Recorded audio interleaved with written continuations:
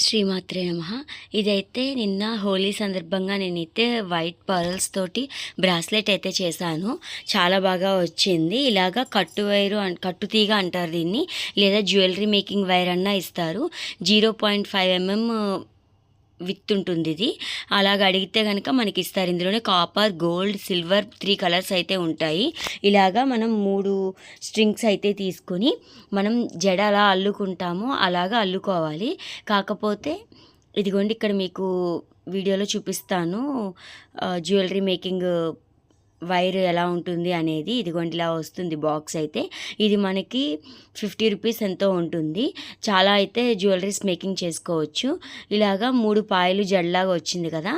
ఈ మిడిల్లో ఉన్న తీగకి మనం వైరు పూస అయితే చుట్టకూడదు, పూస వేయకూడదు. ఇలాగ 2 పెరల్స్ అయితే అటు ఇటు వేసి దాన్ని మనం జడలాగా అల్లుకోవాలి.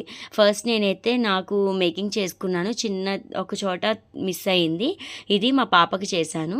ఇదిగోండి ఇలాగా మనం జడ అల్లుకున్నట్టుగా ఇలా మిడిల్లోకి వచ్చిన దానికి పూస అనేది అయితే వేయకూడదు. అలాగా అటు ఇటు పర్ల్స్ అయితే యాడ్ చేసుకుంటూ మనం జడ అల్లుకున్నట్టుగా బ్రాస్లెట్ అయితే మేక్ చేసుకోవచ్చు. ఇంకా వీటిలోనే గ్లాస్ బీడ్స్ అని ఉంటాయి, వాటితోటి కూడా చేసుకోవచ్చు. మనం కలర్స్ అయితే వస్తాయి.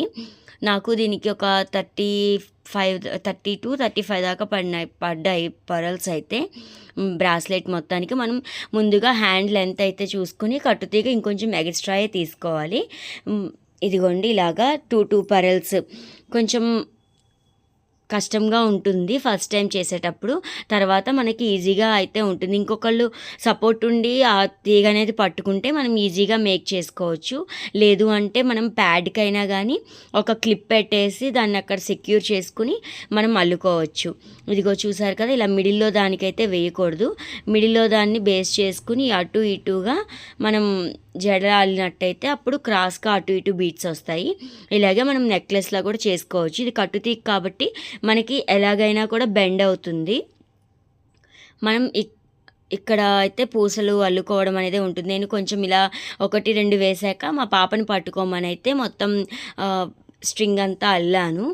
అప్పుడైతే కొంచెం ఈజీగా ఉంటుంది కదా. ఇదిగోండి మళ్ళీ లాస్ట్లో అయితే కొంచెం వెడల్పు వచ్చింది కాబట్టి మనం పట్టుకోవడానికి వీలుగా ఉంటుంది. ఇలాగా అటు ఇటుగా వేసి మేకింగ్ అయితే చేశాను. లాస్ట్లో మనం హుక్ అనేది అయితే యాడ్ చేసేసుకోవడమే. ఇదిగోండి ఎంత బాగుందో కదా. మనకి ఇలాగా ఏదైనా అకేషన్స్, సెలబ్రేషన్స్ ఉన్నప్పుడు ఇలా పర్టికులర్ కలర్ అని చెప్తూ ఉంటారు కదా, అప్పుడే మనం వరకు డిఐవై చేసుకోవచ్చు. ఇదిగోండి మా పాప హ్యాండ్కి లెంత్ చూసి మొత్తం అయితే ఇలా నోస్ ప్లేయర్ తోటి బాగా తిప్పేసి అక్కడ కట్ చేసేసాను.